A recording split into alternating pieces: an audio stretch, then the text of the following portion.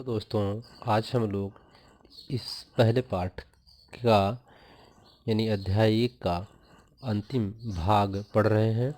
खोखले गोले के पृष्ठ पर स्थित बिंदु पर विद्युत क्षेत्र। तो खोखले गोले के पृष्ठ पर विद्युत क्षेत्र, ये हम लोग जानते हैं कि गोला खोखला है तो उसके अंदर मास नहीं है, द्रव्यमान नहीं है, तो वहाँ पर आवेश नहीं होगा, केवल उसके पृष्ठ पर आवेश होगा।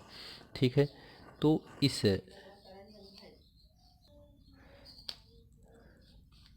स्थिति में गाउसी पृष्ठ तथा आवेशित पृष्ठ का क्षेत्रफल बराबर होंगे, यानी R बराबर R। कहने का मतलब कि जो गाउसी पृष्ठ है और जो खोखला गोला है, दोनों गोले बराबर होंगे, एक दूसरे के ऊपर होंगे। ठीक है। तो जब एक दूसरे के ऊपर होंगे तो उनकी त्रिज्याएं आपस में बराबर होंगी। एक गोला इस दूसरे गोले के ऊपर ऐसे रखा हुआ है, ठीक, ऐसे रखा हुआ है। तो जब एक गोला दूसरे गोले के ऊपर रखा हुआ है तो उसकी त्रिज्याएं क्या होंगी, बराबर है, और उस कंडीशन में हमें वहाँ पर विद्युत क्षेत्र निकालना है। ठीक है। तो अब इसमें P बिंदु है। अब P बिंदु पर विद्युत क्षेत्र हमें निकालना है। गाउसी पृष्ठ है, ये क्या है, गाउसी पृष्ठ यहाँ पर। और R क्या है, R हमारा खोखला गोला है। दोनों आपस में क्या है, बराबर है। इसकी त्रिज्याएं इसलिए बराबर हैं। अब ये जो बाल है, इस बाल के पृष्ठ पर विद्युत क्षेत्र हमें निकालना है, लेकिन विद्युत क्षेत्र कहाँ है, बाहर की ओर होगा। क्यों, इसलिए कि हम लोग इसमें जब बाहर की ओर होगा तो उपरोक्त सूत्र का प्रयोग करके, जो पीछे पढ़ चुके हैं सूत्र, उसकी सहायता से हम लोग इसको निकाल लेंगे। तो ये सूत्र E बराबर sigma epsilon not R square upon small r square से, इस सूत्र से R बराबर R रखने पर, यहाँ R की जगह कैपिटल R रख देंगे तो R स्क्वायर हो जाएगा, ए इससे कैंसिल हो जाएगा, तो सिग्मा अपॉन एप्सिलॉन नॉट आ गया। ई सतह पर यानी उसके क्षेत्रफल, पृष्ठ गोले के पृष्ठ सतह पर निकाल रहे हैं, अर्थात ई एस भी ले सकते हैं, सतह सरफेस पर। तो यह सिग्मा अपान एप्सिलॉन, इससे कट गया तो सिग्मा अपान एप्सिलॉन बचा, या इसको इस सतह के क्यू अपान आर स्क्वायर भी लिख सकते हैं। ठीक है।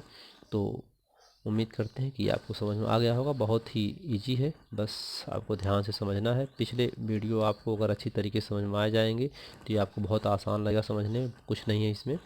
खोखले गोले के अंदर किसी बिंदु पर विद्युत क्षेत्र, अब खोखला गोला जो है उसी के अंदर विद्युत क्षेत्र निकालना है। ये हमारा खोखला गोला है जो प्लस क्यू आवेश से आवेशित है। इस खोखले गोले के अंदर ही अपना गाउसी पृष्ठ है, इस खोखले गोले के अंदर ही गाउसी पृष्ठ है, और इस पे हमें यहाँ पर विद्युत क्षेत्र P पर हमें निकालना है। तो कैपिटल R जो हमारा खोखला गोला है वो, उसकी त्रिज्या, और स्मॉल r जो उस खोखले गोले के अंदर गाउसी पृष्ठ की कल्पना की गई है, उसकी त्रिज्या R, P बिंदु पर विद्युत क्षेत्र की तीव्रता निकालनी है। ठीक है। तो हम जानते हैं कि खोखले गोले के अंदर आवेश नहीं होता है, क्योंकि जहाँ द्रव्यमान होता है वहीं पर आवेश होता है, अन्यथा आवेश नहीं होता है। तो इसलिए Q बराबर क्या हो जाएगा, शून्य हो जाएगा। आवेश क्या यहाँ होगा, अंदर शून्य होगा। तो जब आवेश शून्य होगा तो गाउस के नियमानुसार से सूत्र रखेंगे और इसका K सिग्मा Q का मान क्या हो जाएगा, शून्य हो जाएगा। तो जब ये शून्य हो गया तो ये पूरा क्या हो जाएगा, शून्य हो जाएगा, अर्थात ये भी पूरा, इसकी ये पूरा वैल्यू जीरो के बराबर हो गई। ठीक है। जब जीरो बराबर हो गई तो ई अंदर, अर्थात उसके जो अंदर क्षेत्रफल है खोखले गोले के गाउसी पृष्ठ पर, वह क्या होगा, शून्य होगा। ठीक है।